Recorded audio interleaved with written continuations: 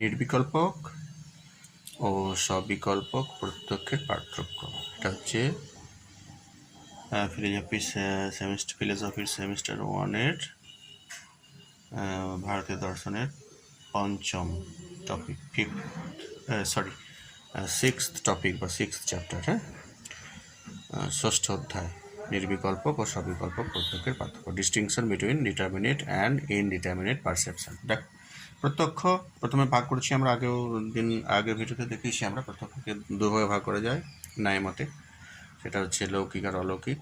লৌকিককে আবার দুটো ভাগ করা যায়, বাহ্য মানুষ, আর বাহ্যকে আবার দুভাগে ভাগ করা যায়, নির্বিকল্পক সবিকল্পক। আবার কোনো কোনো বইতে প্রত্যবিজ্ঞা বলে একটা আলাদা ভাগ করছে। যাই হোক, আমাদের সিলেবাস যেটা আছে যে নির্বিকল্পক ও সবিকল্পক প্রত্যক্ষের পার্থক্য, ঠিক আছে।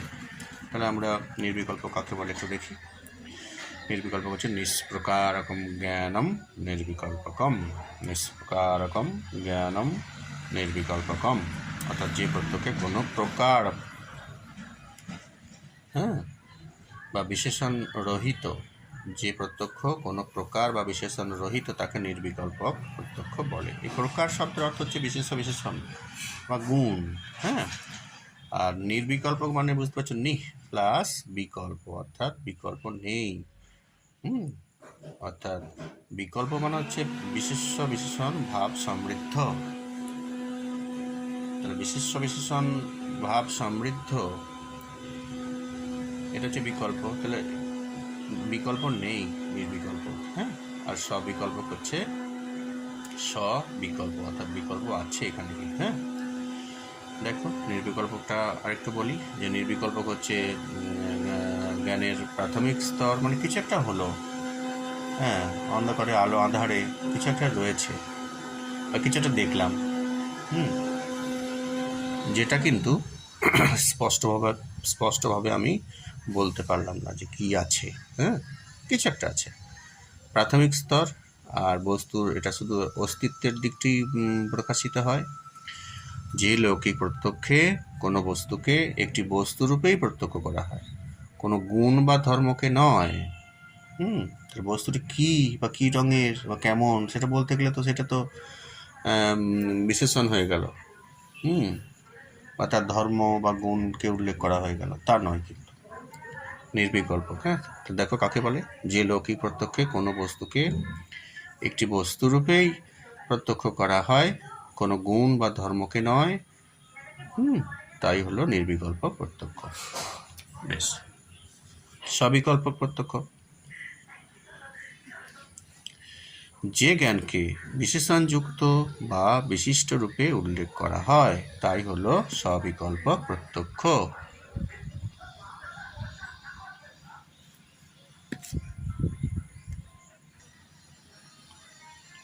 তাহলে নির্বিকল্পক প্রত্যক্ষ কাকে বলে, তার সংজ্ঞাতে বলা হচ্ছে নিষ্প্রকারকম জ্ঞানম নির্বিকল্পকম।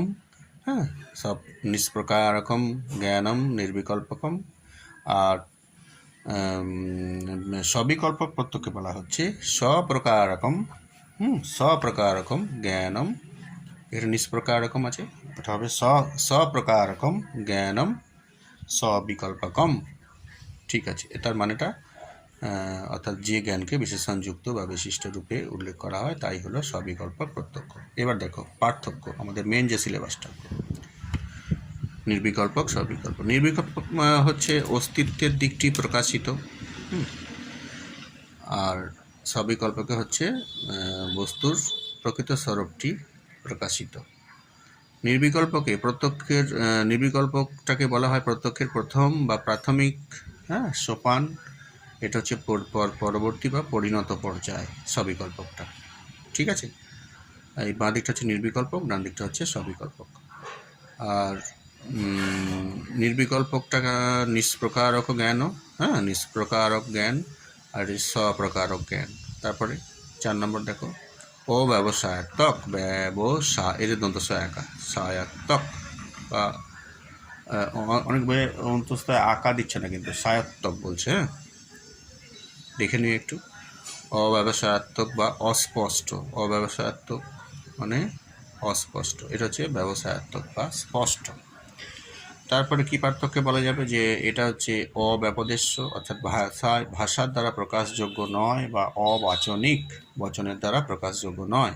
এটা হচ্ছে ব্যাপদেশ্য, অর্থাৎ ভাষায় বা বচনের দ্বারা প্রকাশ করা যায়। এটা হচ্ছে অবিশিষ্টের জ্ঞান।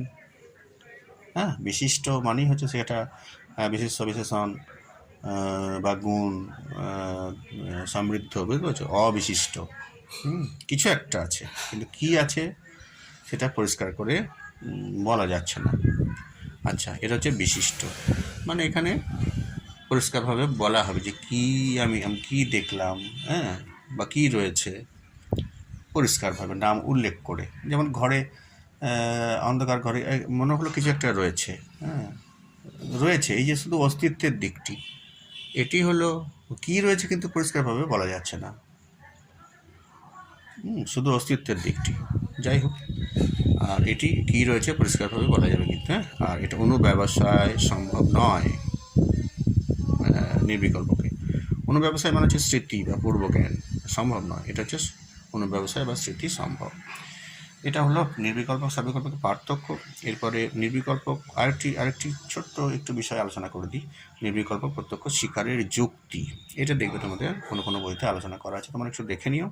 আমি একটি লাইন বলবো শুধু, যে সবিকল্পক প্রত্যক্ষকে যদি স্বীকার করতে হয় বা করা হয়, তাহলে তার পূর্বে নির্বিকল্পক প্রত্যক্ষকে কিন্তু অবশ্যই স্বীকার করতে হবে। অর্থাৎ নির্বিকল্পক প্রত্যক্ষ আগে হয়, তারপরে হয় সবিকল্পক।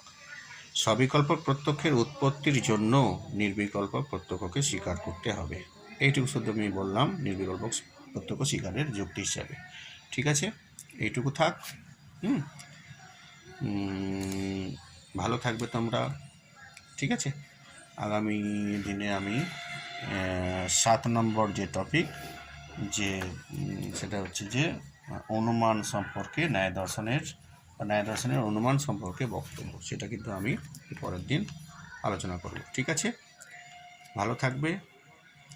ঠিক আছে, ধন্যবাদ। হ্যাঁ।